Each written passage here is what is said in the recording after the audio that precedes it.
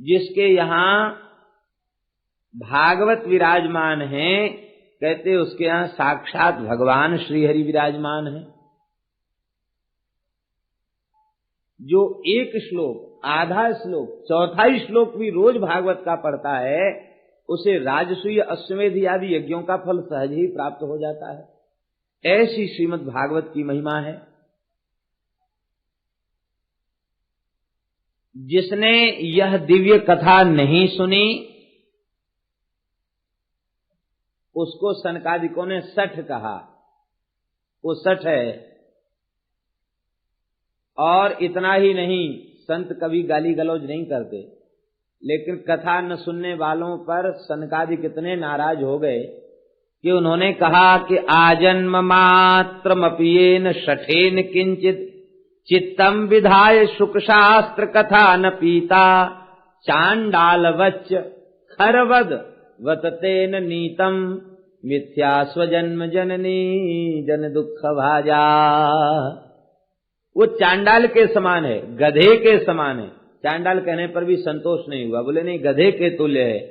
और फिर इतना ही नहीं, बोले कि वस्तुतः हुआ अपनी माता को प्रसव की वेदना देने के लिए ही पैदा हुआ। जिसने भगवान की मंगलमयी कथा का श्रवण नहीं किया, वह जीवित ही मुर्दे के समान है, पाप कर्मा है। इतना ही नहीं, वो पशु के तुल्य है, धरती का बोझ है।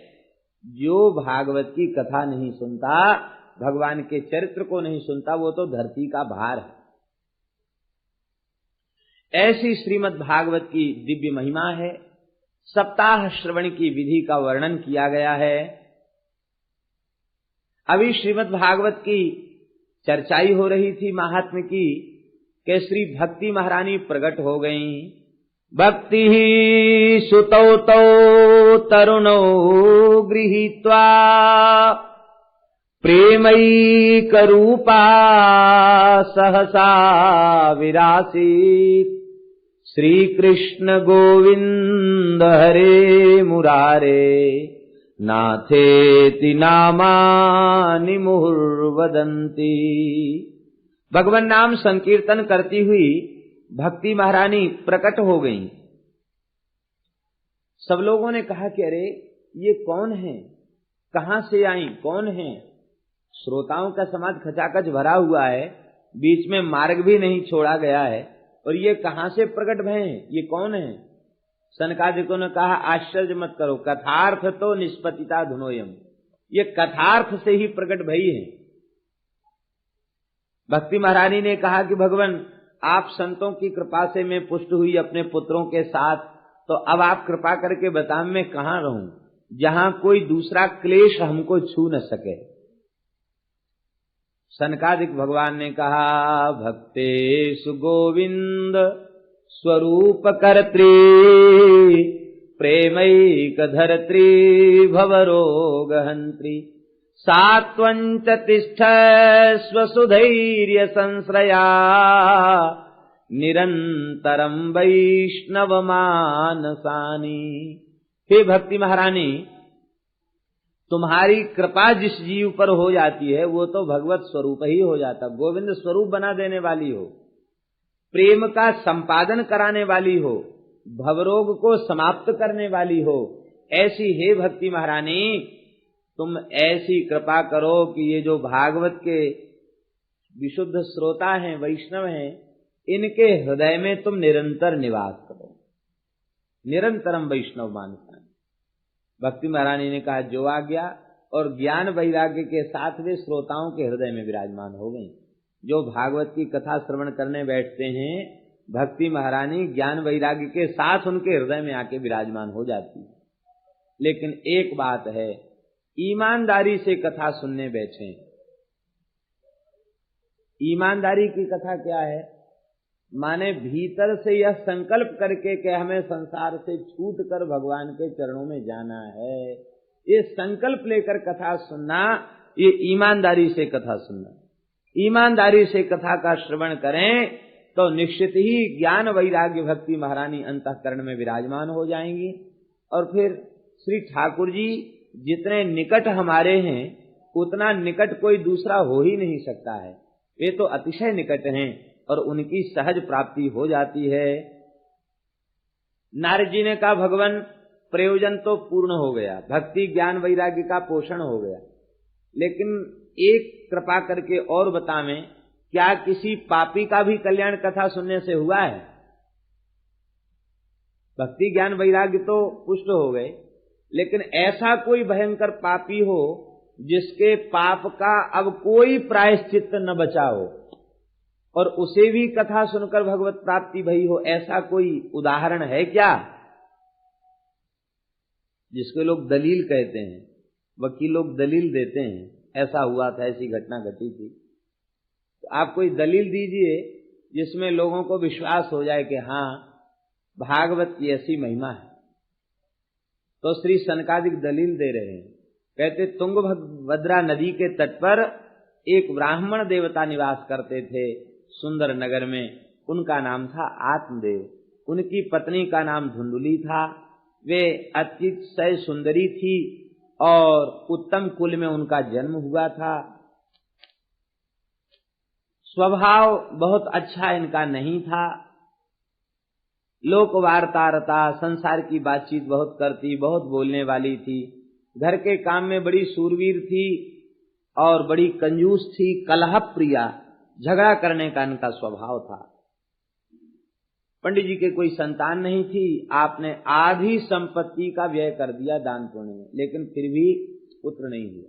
बड़े बड़े अनुष्ठान किए फिर भी पुत्र नहीं हुआ। एक दिन पुत्र के दुख से दुखी होकर के वे मरने का संकल्प लेकर के सरोवर के तट पर पहुंच गए। भगवान ने कृपा करके यति रूप में दर्शन दिया। ये भगवत प्रेरणा से ही ये संत आए थे, भगवान की ही विभूति, भगवान ही पधारे थे। क्योंकि इतना विद्वान कर्मकांडी ब्राह्मण और वह केवल पुत्र के कारण देह का त्याग कर दे, यह भगवान को सहन नहीं हुआ। भगवान ब्रह्मण्य देव हैं, यति रूप धारण करके आए और भगवान ज्ञान देने ही आए थे, संसार से मुक्त करने आए थे, लेकिन ममता रतसन ज्ञान कहानी अति लोभी सन विरति बखानी। जिसके चित्त में ममत्व है संसार के प्रति, उसको ज्ञान वैराग्य की चर्चा का उसके ऊपर कोई प्रभाव नहीं होता। भगवान ने कहा पंडित जी आप क्यों रो रहे हैं, क्यों इतनी चिंता ब्राह्मण देवता आपको हो रही है, अपने दुख का कारण बतावें। ब्राह्मण बोले महाराज क्या करें, जब हम तर्पण करते हैं तो हमारी अंजलि का जल गर्म हो जाता है। कैसे हो जाता? कहते पितरों के गरम गरम श्वास प्रश्वास से जल गर्म हो जाता। अब ये बेचारे ये तो तर्पण कर रहा है, इसके बाद इसके वंश में कोई तर्पण करने वाला नहीं। देवता भी हमारी वस्तु को स्वीकार नहीं करते। संतान के बिना जीवन धिक्कार है, घर भी धिक्कार के योग्य है, धन भी धिक्कार के योग्य है, संतान नहीं तो कुछ नहीं।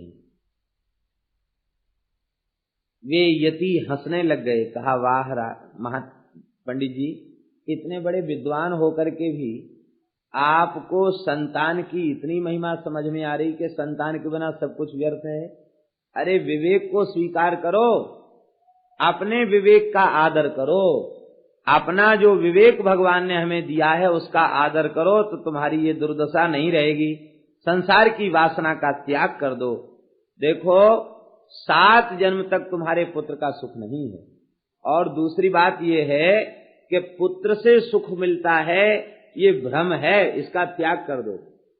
जिस सगर के 60,000 पुत्र थे उसे भी रोना पड़ा, और जिस अंग के एक पुत्र बेन था उसे भी दुखी होना पड़ा। तो एक वाला भी दुखी और 60,000 वाला भी दुखी, तो सुखी कौन? इसलिए तुम तो भजन में लग जाओ, भजन से ही सुख होगा। सुखमस्ति विरक्तस्य मुनेः एकांत जीविनः। सब कुछ छोड़ के एकांत में भजन करने वाले सुखी हैं। यह सुनते ही ब्राह्मण देवता बोले कि भगवान अब तो मैं जरूर प्राण त्याग दूंगा। क्यों कि आप बड़े त्रिकालदर्शी महात्मा मालूम पड़ते हैं, 7 जन्म तक की आपने देख लिया, इसका मतलब आप समर्थ हैं, ब्रह्मा की लिपि को पढ़ने में समर्थ हैं, तो आप फिर देने में भी समर्थ हैं। अब यदि आप पुत्र नहीं देंगे तो ये ब्रह्म हत्या आपके ही सिर पर जाएगी। अब तो हमको पुत्र दे ही दीजिए। आपने जिस सन्यास आश्रम का वर्णन किया उस सन्यास आश्रम में क्या सुख है? पुत्रादि सुख ही नोयम सन्यास शुष्क एव ही गृहस्थः सरसो लोके पुत्र पौत्र समन्वितः। सन्यास आश्रम में कोई सुख नहीं है, न तो पुत्र का सुख है, न स्त्री का सुख है, न घर न द्वार, कभी कहीं तो कभी कहीं, और न कोई निश्चित उपाय के कहाँ क्या रहना है, कहाँ क्या पाना है। भगवान के सहारे आकाश वृत्ति से जब निर्वाह हो जाए, मधुकरी वृत्ति से निर्वाह करना है। यहां तो कोई किसी की खोज खबर लेने वाला है नहीं, ध्यान देने वाला है नहीं, तो वस्तुतः गृहस्थ आश्रम ही श्रेष्ठ है। यति ने एक फल निकाला और फल दे दिया, बोले ले जाओ अपनी पत्नी को खिला देना, सत्य शौच सदाचार आदि का पालन करेगी तो इसको उत्तम पुत्र की प्राप्ति होगी। ये फल लेके आए, ब्राह्मणी को दे दिया, लेकिन उसका तो स्वभाव ही था अपने पति के साथ छल करना, उसने उस फल को नहीं खाया और अपनी किसी दुष्ट सहेली से मंत्रणा करके उस फल को एक गाय को खिला दिया और उसके पुत्र को ले लेने की योजना बना ली और पतिदेव से कह दिया कि मैं गर्भवती हूं। वे बड़े प्रसन्न भये, गर्भिणी के सारे अभिनय वह करने लग गई और इसके बाद जब पुत्र हुआ तो वो तो रातों रात पहुंचाया गया बेटा था, दूसरे का ही था। उसके पुत्र को इसने धन देकर खरीद लिया। पंडित जी बड़े प्रसन्न हुए, बोले क्या करें महाराज, स्तन्यव नास्ति कुचे मम, दूध नहीं है हमारी छाती में, क्या करें। माता होए तब तो दूध होए, तो माता है नहीं, कहां से दूध आवे। पंडित जी घबरा गए, भोले भाले नहीं समझ सके क्या रहस्य हो सकता है। बोले तो देवी क्या किया जाए। बोले हमारी एक सहेली है, उसका बेटा मर गया, उसकी छाती में दूध है, आप कहें तो वो पालन पोषण कर देगी। आपने कहा ठीक है कोई बात नहीं, उसी को बुला लिया, उसके दूध को पी के वो पला। जिस माता ने धन के लालच में पुत्र को बेच दिया वह माता कोई उत्तम तो हो नहीं सकती। सब झूठ के ऊपर बात आधारित, छल के ऊपर बात आधारित। इसके नामकरण संस्कार का जब अवसर आया तो सब ब्राह्मणों को फटकार के भगा दिया धुंधुली ने, और उसने कहा कि नामकरण मैं करूंगी। धुंधुकारीति नाम मात्रा प्रतिष्ठितम, मैया ने नाम रखा धुंधुकारी। इसका तात्पर्य है नामकरण संस्कार शास्त्रीय विधि से होना चाहिए। मैया ने रख दिया, किसी ने रख दिया, ये ठीक नहीं है। नाम की विधि है, नाम कैसा होना चाहिए। बोले जक्षरम चतुरक्षरम बा नाम कुर्यात, भाष्यकार पतंजलि कहते हैं जक्षरम चतुरक्षरम बा नाम कुर्यात कृतम कुर्यान्न तद्धितम। कृत प्रत्यांत नाम होना चाहिए, तद्धित प्रत्यांत नाम नहीं होना चाहिए। 2 अक्षर का हो या 4 अक्षर, बहुत लंबा चौड़ा नाम भी नहीं होना चाहिए। और 3 पूर्व पुरुषों का स्मरण कराने वाला हो, पिता, पितामह और प्रपितामह, 3 पीढ़ियों का स्मरण कराने वाला हो नाम। और अनरिप प्रतिष्ठितम, किसी शत्रु का नाम न हो, जिससे प्रबल शत्रुता है उसका नाम न हो। ये नामकरण की विधि है। मैया ने नाम रख दिया, उसका प्रभाव क्या हुआ।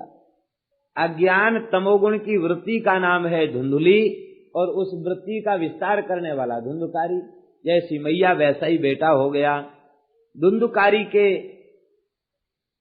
जन्म के 3 महीने के पश्चात जिस घर की गाय को फल खिला दिया गया था उस गाय ने भी एक बालक को जन्म दिया। यही महापुरुष हैं श्री गोकर्ण जी महाराज। बोलो श्री गोकर्ण जी महाराज की जय। ये इनका नाम गोकर्ण रखा गया और सब संत सब लोग आकर के इनका दर्शन करते और कहते देखो कहाँ तो इस ब्राह्मण के भाग्य में एक पुत्र नहीं था, अब ब्राह्मणी ने भी पुत्र को जन्म दिया और गाय ने भी पुत्र को जन्म दिया। भगवान जब देते हैं तो छप्पर फाड़ के देते हैं, ठाकुर जी जब देते हैं तो छप्पर फाड़ के देते हैं। एक संत हो गए पीपा जी महाराज, राजस्थान के झालावाड़ के गागरोनगढ़ के नरेश पीपा जी महाराज बड़े सिद्ध संत हुए श्री पीपा जी। तो राजस्थान में आप एक जगह थे, तो तालाब के निकट गए, तो शौच के बाद शुद्धि के लिए मिट्टी खोद रहे थे, तो सोने का घड़ा मिला, उसमें मोहर भरी थी। तो व्याकुल हो गए, अरे राम राम, धन का स्पर्श हो गया, मिट्टी से उसको खोद दिया। उस मिट्टी से हाथ तक नहीं धोए, बोले अशुद्ध मिट्टी है, इससे हाथ नहीं धोए। दूसरी जगह गड्ढा खोद करके उससे मिट्टी से हाथ धोए। और उनकी जो पत्नी सीता सहचरी हैं, उनसे वे कहने लग गए, श्री वृंदावन बिहारी लाल की। सीता सहचरी जी से कहने लग गए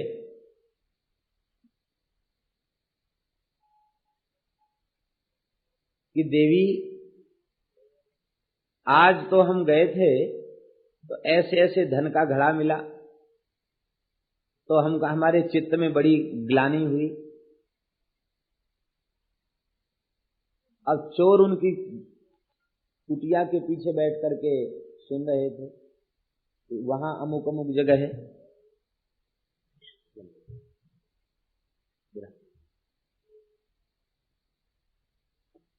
श्रवण कर रहे थे। चोर तो उन्हों के मन में बड़ा भाव जगा, बोले अरे देखो महात्मा बड़ा मूर्ख है, इतने धन को ऐसे ही छोड़े आए, चलो अच्छा हुआ हम लोगों को मिल जाएगा। वे चोर वहां से पहुंचे, वहां पहुंच करके उस गड्ढे में मिट्टी तो हटी ही थी, थोड़ी मिट्टी हटाई, उनको भी घड़ा दिखाई पड़ गया, लेकिन वो सोने का उनके लिए नहीं दिखाई पड़ा, उन्हें लगा मिट्टी का घड़ा है, उनके लिए मिट्टी हो गई। तो मिट्टी का घड़ा है और उसके ऊपर मलैया रखी थी मिट्टी की, वो मलैया को हटाया तो उसमें देखा कि भयंकर बिच्छू उसके भीतर पड़े हुए, सर्प बिच्छू। तुरंत उन्होंने मलैया को ढक दिया, बोले कि वो बाबा जी को पता चल गया हुआ कि हम लोग कुटिया के पीछे बैठे हैं, इसलिए हम लोगों को मरवाने के लिए ऐसा किया, तो चलें उन्हीं की कुटिया में इसको पटक के आवे। तो रात्रि हो गई थी, वो उस घड़े को लेके गए और छप्पर के ऊपर चढ़ गए और तेज धारदार हथियार से छप्पर को काटा। काटने में बहुत समय लग गया, और वो तो निश्चिंत होकर के सो रहे थे, क्योंकि धनवान लोग निश्चिंत होकर नहीं सो सकते, और निष्किंचन महात्मा उनको क्या चिंता, वो निश्चिंत होकर सो रहे थे। तो धारदार हथियार से उस झोपड़ी को काटा और काट करके घड़े को पटक करके भाग गए। जब घड़ा गिरा तो दोनों की निद्रा भंग हुई, सीताराम सीताराम कह के आंख खोली तो देखते हैं कि पूरी कुटिया में मोहर पड़ी गई। बोले देखो देवी, सुनते थे कि भगवान देते तो छप्पर फाड़ के देते, ये छप्पर फाड़ के दिया भगवान ने, क्या करें। कहते बस कथा कीर्तन होने दो, साधुओं का भंडारा होने दो, जीव मात्र की सेवा होने दो। और जब तक वो पूरा धन सेवा में लग नहीं गया, तब तक वे निरंतर उसी सेवा को करते, फिर निष्किंचा हो गए। हरिशरणम। तो सब लोग कहने लगे कि ब्राह्मण देवता को तो भगवान ने छप्पर फाड़ के दिया। समय आगे बढ़ा, धुंधुकारी दुष्ट प्रकृति का हुआ और गोकर्ण जी महान संत प्रकृति के हुए। संत, क्योंकि संत के फल से आपका प्रादुर्भाव है, संत की कृपा से आपका प्रादुर्भाव है, इसलिए आप में संतोचित लक्षण थे। गोकर्ण पंडितो ज्ञानी धुंधुकारी महाखला। गोकर्ण महान पंडित विद्वान हुए और धुंधुकारी महादुष्ट हुआ। जो पंडित जी कह रहे थे कि पुत्रादि सुख से हीन, सन्यास सूखा है, गृहस्थाश्रम सरस है, आज गृहस्थाश्रम का बढ़िया अनुभव भगवान ने कृपा करके उनको करा दिया। सारे पिता की संपत्ति को उसने नष्ट कर दिया, और इतना ही नहीं, पात्रों को बेच करके जुआ में हार गया और पिटाई और करता, पीटता और कहता रोना मत, बाहर निकलना मत, क्योंकि तुम बाहर हमारी शिकायत करोगे तो हमारी बदनामी होगी, प्रतिष्ठा में हानि होगी। तो रोने भी नहीं देता, इतना इसने सताया। आधी रात के समय ये रो रहे थे, क्यों धुंधकारी घर में नहीं था, रात में तो घर में रहते ही नहीं था। तो सोचा कि चलो रो करके भी अपनी छाती को हल्का कर लें। उच्च स्वर से रो रहे थे। श्री गोकर्ण जी उस समय बैठ करके भजन कर रहे थे, ध्यान कर रहे थे। पिता के रुदन को सुना तो आप उनकी कुटिया में पहुंचे और कहा, पिताजी ये संसार असार है, दुख रूपी है, मोहित करने वाला है। किसका पुत्र, किसका धन, किसकी स्त्री, किसी का कुछ नहीं है। स्नेहवान ज्वलते निशम। स्नेह शब्द का अर्थ होता है तैल। तैल जब तक होता है तब तक दीपक जलता है। ये आसक्ति जब तक है तब तक वह जल रहा है। आसक्ति शून्य हो जाए तो जलना बंद हो जाए। इंद्र को सुख नहीं है, चक्रवर्ती राजा को सुख नहीं है, इंद्र को भी सुख नहीं है। एकांत में भजन करने वाले महात्मा को सुख है। इस कुपुत्र में तुम्हारा जो मोह है, इस मोह के कारण तुम विद्वान होते हुए भी नरक में जाना पड़ेगा। मोह तो नरके गति। देखो, मोह इतना प्रबल बंधन है कि स्वर्गादि लोकों में जाने के बाद भी जब अपने वंश से, परंपरा से, संतान से मोह बना रहता है तो उनके पुण्य पाप से स्वर्ग में पहुंचने पर भी प्रभावित होना पड़ता है, नरक में जाने पर भी उससे प्रभावित होना पड़ता है। मोह तेंद्र को गति। इसलिए भलाई इसी में है कि आज इसी वर्तमान जीवन के रहते हुए शरीर संसार से संबंध सर्वथा तोड़कर भगवान से संबंध जोड़ लो। नित्य संबंध को स्वीकार कर लो। संसार केवल व्यवहार करने के लिए, सेवा करने के लिए मिला है। आसक्ति के लिए संसार नहीं मिला। आसक्ति केवल भगवान में हो, अन्यत्र न हो। नरक जाना पड़ेगा। इसलिए सर्वम त्यक्त्वा वनम ब्रज, सब छोड़कर वन चले जाओ। वनम ब्रज, सबसे श्रेष्ठ वन तो वृंदावन है, जहां भगवान की दिव्य लीला होती है। तो वनम ब्रज का अर्थ है वृंदावनम ब्रज। वृंदावन चले जाओ, वहीं भजन करो। गोकर्ण जी की बात सुनकर के आत्मदेव बोले कि हम तो पंगु हैं, सठ हैं, इस अंधेरे कुएं में गृहस्थाश्रम के पड़े हुए हैं। माम उद्धर दयानिधे, हे दयानिधान महात्मा गोकर्ण हमारा उद्धार करें। वस्तुतः जो ज्ञान दाता है वही श्रेष्ठ है। श्री गोकर्ण जी यद्यपि पुत्र हैं और आत्मदेव पिता हैं, लेकिन ज्ञान दाता गोकर्ण हैं। इसलिए ज्ञान दाता वस्तुतः पिता के तुल्य होता, गुरु के तुल्य होता। तो अपने ज्ञान दाता श्री गोकर्ण जी से कहा, हे दयानिधान, हे गोकर्ण महाराज, आप कृपा करके हमारा उद्धार करें। जब तक आर्त भाव से प्रार्थना नहीं होगी भगवान से, भगवान के प्राण प्यारे भक्तों से, तब तक वे कृपा नहीं करेंगे। आर्त भाव से प्रार्थना, आर्त भाव से प्रार्थना किया है, समर्पण किया है श्री आत्मदेव जी ने। तो श्री गोकर्ण जी का हृदय द्रवित हो उठा और श्री गोकर्ण जी ने 2 श्लोकों में उनको उपदेश दिया है। गोकर्ण उवाच देहे स्थिमां सुरुधिरे विमतिं त्यजत्वं जाया सुतादिषु सदा ममतां विमुञ्च पश्यानिशं जगदिदं क्षणभङ्गुनिष्ठम् वैराग्य राग रसिको भव भक्ति निष्ठा। हे पिताजी, आप तो विद्वान हैं।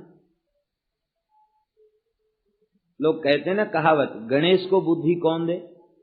जो बुद्धि के ही अधिष्ठाता हैं, सिद्धि बुद्धि जिनकी शक्ति है, उन गणेश को बुद्धि कौन दे? आप तो स्वयं विवेकी हैं, विद्वान हैं, आपको बुद्धि कौन दे? वस्तुतः सबसे बड़ा अज्ञान है क्या? इस देह को आत्मा मानना लग जाना, यही सबसे बड़ा अज्ञान है। देहात्मवाद ही सबसे भारी अज्ञान है। यह शरीर हड्डी मांस और रुधिर का पिंड है, 7 धातुओं से बना हुआ है। इस शरीर को आपने मैं मान रखा है, यह मैं हूं। देह के प्रति जो आत्मबुद्धि हो चुकी है, जो आत्म तत्व है, उसको आप भूल चुके हैं, और जो अनात्मा है उसको ही आत्मा मान बैठे हैं। ये अनात्मा है, शरीर प्रकृति है, जड़ है। भूमिरापो नलो वायु खम मनो बुद्धिरेव च अहंकार इति यम में भिन्ना प्रकृति रष्टधा। इस जड़ प्रकृति को आपने अपना स्वरूप मान रखा है, इसे त्याग दो। जब तुम शरीर नहीं हो तो शरीर से संबद्ध संसार तुम्हारा कैसे हो सकता है? जब तुम शरीर नहीं हो तो शरीर से संबद्ध संसार तुम्हारा नहीं हो सकता। स्त्री पुत्र आदि में जो ममता है उसको त्याग दो। ममता शब्द कैसे बनता है?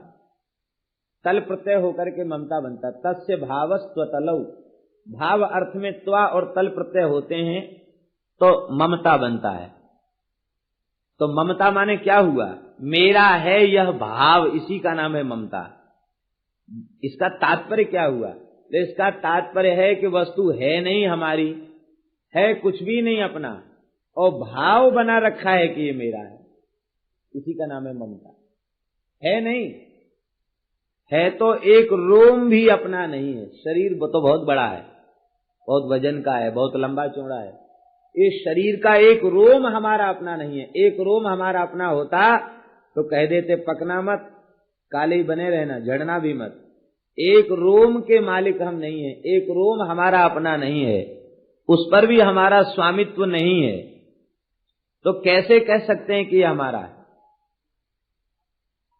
जब शरीर ही हमारा नहीं है तो शरीर से संबद्ध संसार हमारा कैसे हो सकता है? हम भगवान के हैं और भगवान मेरे हैं, इस भाव को स्वीकार कर लो। जाया सुतादिषु सदा ममताम विमुंचो, ममता का त्याग कर दो। लेकिन ममता है ऐसी कि छूटती नहीं। गोस्वामी जी महाराज कहते, ममता तू न गई मेरे मन से, पाके केस जन्म के साथी, ज्योति गई नैनन से, ममता तू न गई मेरे मन से। ममता समाप्त नहीं होती। ममता के दोष की निवृत्ति कैसे हो? बहुत सुंदर उपाय बताया। बोले ममता के दोष की निवृत्ति, तुलसी ममता राम सो समता सब संसार।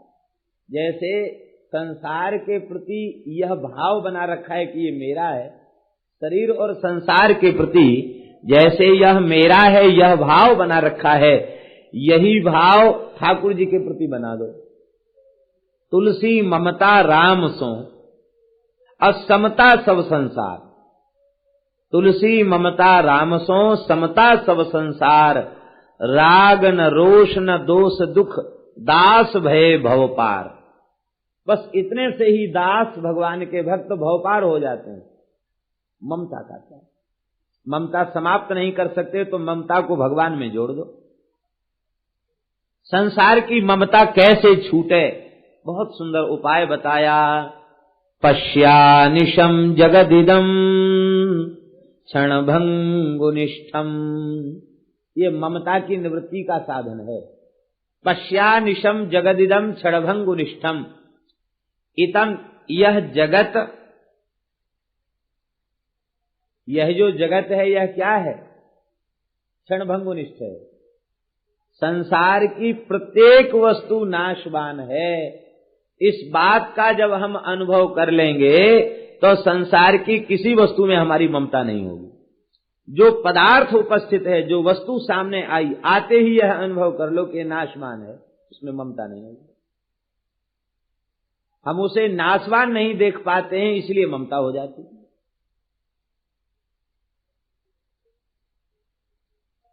जो नाशवान जगत की वस्तुओं को अविनाशी मान लेते हैं, उनमें ममता हो जाती है। और अच्छी से अच्छी वस्तु है लेकिन वह नाशवान है, इस रूप में जब देखेंगे तो उसमें ममता नहीं। अच्छे से अच्छे कोई महल में जाए और वहां जाने के बाद भी वह अनुभव करे कि पर्वतों के ऊपर बड़े बड़े किले चिनवाए गए थे, आज जिनमें चूना नहीं लगाया जा सकता है, सफेदी नहीं कराई जा सकती, इतने बड़े बड़े किले बनाए गए, आज उनमें चूना नहीं, मरम्मत की बात तो छोड़ दो, सफेदी नहीं कराई जा सकती उन किलों में। इतने बड़े बड़े किले पड़े हैं, उनमें चमगादड़ रह रहे हैं, खंडहर हो गए, भूतों का अड्डा बन गया, घास खड़ी है। जब उतने बड़े महलों की ये दशा हो गई तो हम क्या गर्व करते हैं कि यह घर हमारा है? क्या इसकी दशा नहीं होगी?